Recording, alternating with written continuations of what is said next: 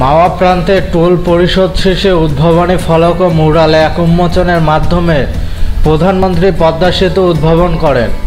উদ্ভাবন শেষে তিনি জয় বাংলা বলে স্লোগান দেন। এই সময় সেখানে উপস্থিত সাবেক যোগাযোগ মন্ত্রী সৈয়দ আবুল হোসেন প্রধানমন্ত্রী শেখ হাসিনার পা ছুঁয়ে সালাম করেন। তার পাশেই দাঁড়িয়েছিলেন সাবেক সেতু সচিব মোশাররফ হোসেন ভূঁইয়া।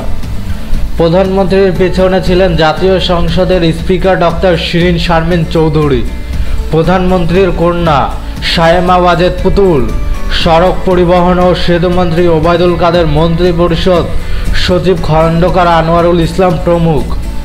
এর আগে হেলিকপ্টারে করে সেখানে আয়োজিত সুধী সমাবেশ স্থলে পৌঁছান তিনি। সমাবেশে তিনি বক্তব্য দেন।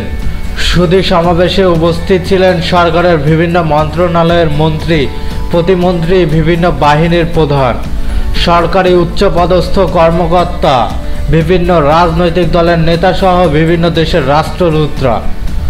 উদ্ভাবনের আগে স্মারক ডাক টিকিট, সুভেনির শিট, উদ্ভাবনী খাম ও বিশেষ সিলমোহর উন্মোচন করেন প্রধানমন্ত্রী।